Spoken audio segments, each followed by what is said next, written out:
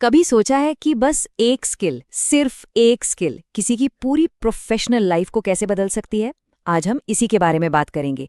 देखेंगे कि कैसे एक ही हुनर कामयाबी के न जाने कितने दरवाजे खोल सकता है।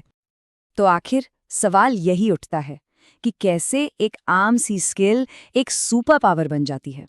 चलिए इसी को समझने की कोशिश करते हैं। और इसको समझने का सबसे बेहतरीन तरीका एक कहानी है। ये कहानी है मनीष की। उनका सफर हमें बताएगा कि कैसे एक अकेले स्किल के दम पर कामयाबी के अनगिनत दरवाजे खुल सकते हैं। तो चलिए शुरू करते हैं। हमारी कहानी का जो पहला हिस्सा है वो है द फाउंडेशन ऑफ क्लैरिटी, यानी स्पष्टता की नींव। बेसिकली यहीं से सारी कहानी शुरू होती है। सब कुछ शुरू हुआ पर्पसफुल कम्युनिकेशन से। अब सोचिए, इसका मतलब सिर्फ बोलना या लिखना नहीं है। ये एक ऐसी कला है जिसमें ये पक्का किया जाता है कि हर मैसेज बिल्कुल साफ हो, आसान हो और उसका असर ठीक वही हो जो होना चाहिए।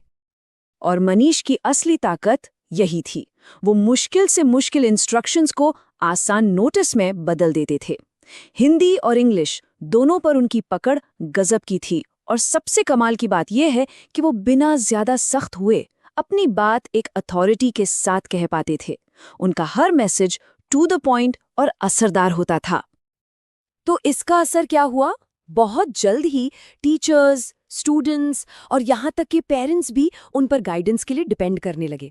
इससे क्या सीखने को मिलता है? यही कि जब किसी का कम्युनिकेशन असरदार होता है तो वो लोगों में एक भरोसा बनाता है। तो ठीक है, उनके पास एक कमाल की स्किल तो थी, लेकिन ये स्किल सिर्फ एक प्रिंसिपल से प्रैक्टिस में कैसे आई? चलिए देखते हैं हमारे दूसरे सेक्शन में, फ्रॉम प्रिंसिपल टू प्रैक्टिस। जरा उनके काम का रेंज देखिए। स्कूल सर्कुलर, फीस नोटिस से लेकर कंपटीशन अनाउंसमेंट्स और डिसिप्लिन इंस्ट्रक्शंस तक। मतलब स्कूल की हर जरूरी कम्युनिकेशन की जिम्मेदारी उन्हीं पर थी। सोचकर देखिए, लोगों को उनकी काबिलियत पर कितना ज्यादा ट्रस्ट था। तो उनकी कामयाबी का राज क्या था? वो था एक परफेक्ट बैलेंस, फर्मनेस और रिस्पेक्ट का हर नोटिस में। और ये एक ऐसी चीज है ना जिसमें बहुत कम लोग मास्टर कर पाते हैं, खासकर स्कूल जैसे माहौल में। लेकिन कहानी यहाँ खत्म नहीं हुई। यहाँ से मनीष का सफर एक नया और बहुत ही दिलचस्प मोड़ लेता है। हमारा तीसरा section, beyond words to action. अब जरा सोचिए, क्या होता है जब एक ऐसे इंसान को जो अपनी बात साफ साफ रख सकता है, उस काम को एग्जीक्यूट करने की यानी पूरा करने की जिम्मेदारी भी दे दी जाए। ये तो पूरा गेम ही बदल देता है ना। उनके रोल में एक बहुत बड़ा शिफ्ट आया। पहले वो सिर्फ नोटिस, सर्कुलर लिखते थे, लेकिन अब वो कंपटीशन सुपरवाइज कर रहे थे, डिसिप्लिन मॉनिटर कर रहे थे और यहाँ तक कि एग्जाम ड्यूटीज में भी हेल्प कर रहे थे। मतलब उनका काम अब सिर्फ इन्फॉर्म करना नहीं रहा। सिंपली कहें तो वो अब सिर्फ एक कम्युनिकेटर नहीं थे, वो एक डूअर बन चुके थे, एक्शन लेने वाले। और ये सब उनकी उसी एक कोर स्किल की वजह से हुआ। पर रुकिए, कहानी में एक और ट्विस्ट अभी बाकी था। एक ऐसा ट्विस्ट जिसकी शायद किसी ने भी उम्मीद नहीं की थी। हमारा चौथा सेक्शन है द अनएक्सपेक्टेड क्रिएटिव लेयर।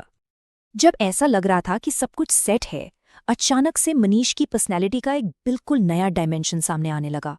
कुछ ऐसा जो सबके लिए एक सरप्राइज था। और फिर तो जैसे क्रिएटिविटी का एक धमाका सा हो गया।